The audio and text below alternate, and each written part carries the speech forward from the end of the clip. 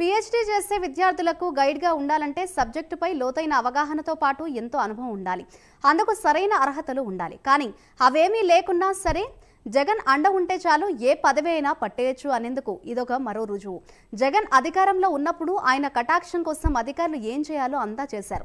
ఆ క్రమంలోనే వైసీపీ మహిళా నాయకురాలు లక్ష్మీ పార్వతిని ఏయూ తెలుగు శాఖ ప్రొఫెసర్గాను నియమించారు. ఎలాంటి అర్హతలు లేకున్నా ఆమెకు ఆ బాధ్యతలు కట్టబెట్టడంతో పాటు చెల్లింపులు కూడా జరిపినట్లు వెలుగులోకి రావడం ఇప్పుడు హాట్ టాపిక్గా మారింది. ఇంతకీ తెలుగు ప్రొఫెసర్గా ఆమెను నియమించడానికి కావాల్సిన అర్హతలు ఉన్నాయా? Let's watch the story.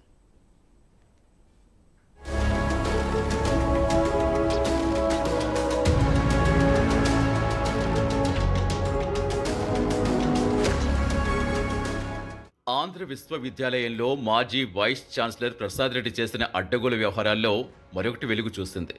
వైసీపీకి విశాఖలో ప్రధాన కార్యకర్తగా పనిచేసిన ఆయన ఆ యూనివర్సిటీ పూర్తిగా ఆ పార్టీ కార్యాలయంగా మార్చేశారు. వైసీపీ నాయకురాలు లక్ష్మీ పార్వతిని ఏకంగా తెలుగు ప్రొఫెసర్ చేసేశారు. ఏయూలో నూతనంగా ఏర్పాటు చేసిన ట్రాన్స్ డిసిప్లినరీ రీసెర్చ్ హబ్లో తెలుగు ప్రొఫెసర్ హోదా ఇచ్చి పీహెచ్డీ పరిశోధకులు గైడ్గా నియమించారు. 3 ఏళ్ల క్రితమే ఈ నియామకం జరిగింది. వివిధ సంస్థల్లో విధులు నిర్వహిస్తున్న వారికి పీహెచ్డీ చేసే అవకాశం కల్పించేందుకు ఈ టీడీఆర్ హబ్ ఏర్పాటు చేశారు. యూనివర్సిటీతో ఎలాంటి సంబంధం లేని జేమ్స్ స్టీఫెన్ అనే వ్యక్తిని తీసుకొచ్చి ఈ టీడీఆర్ హబ్కు డీన్ని చేశారు. కాగా లక్ష్మీ పార్వతి విజయవాడలో ఉంటారు. పీహెచ్డీ చేసేవారంతా విశాఖకు చెందినవారు. ఈ క్రమంలో అక్కడి వారిని ఎలా గైడ్ చేస్తారనే విషయం పరిశీలించకుండానే ఆమెను నియమించారు. అంతేకాదు 10 మంది పరిశోధకులకు కూడా ఆమెను గైడ్ చేశారు. అయితే పీహెచ్డీ చేసే పరిశోధకులు గైడ్గా వ్యవహరించాలంటే పీజీ విద్యార్థులకు పాఠాలు బోధించి ఉండాలి. కనీసం 5 ఏళ్ల అనుభవం ఉండాలి. కనీసం ఒక్కరికైనా పీహెచ్డీ అందించే ప్రక్రియలో సహకరించి ఉండాలి. ఇవేమీ లేకుండానే లక్ష్మీ పార్వతిని గైడ్గా నియమించారు. అంతేకాదు ఆమెకు గైడ్షిప్ కింద కొంత మొత్తం కూడా ఇప్పించారు. అయితే ఆమె విశాఖ ఎప్పుడొస్తారు, మేమెప్పుడు ఆమె సలహాలు తీసుకుంటామంటూ పరిశోధన విద్యార్థులు వాపోతున్నారు. దీంతో మీకు ఎలాంటి భయం అవసరం లేదు, అంతా మేం చూసుకుంటామని డీన్ జేమ్స్ స్టీఫెన్ చెప్పుకొచ్చారు.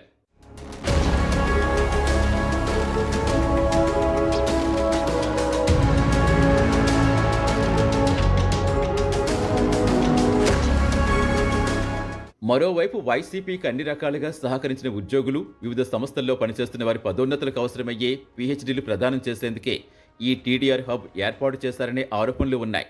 ఎగ్జిక్యూటివ్ పీహెచ్డీ అనే కొత్త పదం వాడుకలోకి తెచ్చారు. ఈ హబ్ నిబంధనలకు వ్యతిరేకంగా నడుస్తుంది. ఇక్కడ సుమారు 150 మందికి పైగా రీసెర్చ్ చేస్తున్నారు. Telugu, Hindi, English, commerce, management ఇలా అన్ని విభాగాల వారు ఉన్నారు. సాధారణంగా ఇలాంటి రీసెర్చ్ చేసేవారు సంబంధిత విభాగంతో అనుసంధానమే ఉండాలి. పరీక్షల నిర్వహణ కూడా ఆయా విభాగాల ఆధ్వర్యంలో నిర్వహించాలి. కానీ టీడీఆర్ హబ్ డీన్గా వ్యవహరిస్తున్న జేమ్స్ స్టీఫెన్ ఈ నిబంధనలేమీ పాటించలేదు.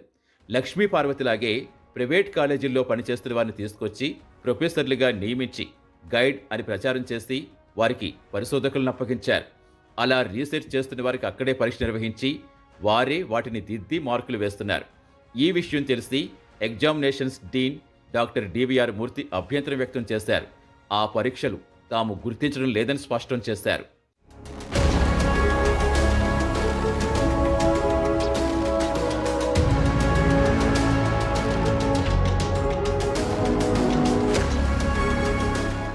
ఇంకోవైపు అర్హత లేకుండానే లక్ష్మీ పార్వతికి ఏయూ అధికారులు రాచబాట పరిచారనే ఆరోపణలు వినిపిస్తున్నాయి.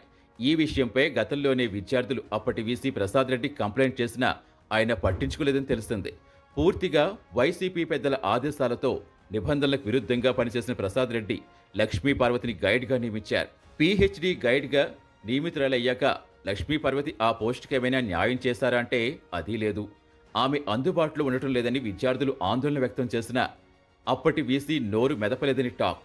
ఇతర ఉద్యోగాలు చేస్తూ పరిశోధనలపై ఆసక్తి ఉన్న వారి కోసం ఏయూలో టీడీఆర్ హబ్ ఏర్పాటు చేశారు. కానీ వైసీపీ అనుకూల ఉద్యోగుల ప్రమోషన్ల కోసమే పీహెచ్డీలు పొందేందుకు మాత్రమే ఇది పనిచేస్తుందని గతంలో ఆరోపణలు వచ్చాయి. ఇకపోతే ఇక్కడ రీసెర్చ్ చేసేవారికి పరీక్ష నిర్వహించాల్సిన సమయం వచ్చింది. దీనికి వైస్ ఛాన్సలర్ ప్రొసీడింగ్స్ ఇవ్వాల్సి ఉంది. ప్రస్తుతం వీసీగా ఎవ్వరూ లేకపోవడంతో science college principal doctor MVR Raju పరీక్షల నోటిఫికేషన్ ఇచ్చారు. అయితే టీడీఆర్ హబ్లో పరీక్ష నిర్వహించేందుకు ఎగ్జామినేషన్స్ డీన్ నుంచి అనుమతి మాత్రం రాలేదు.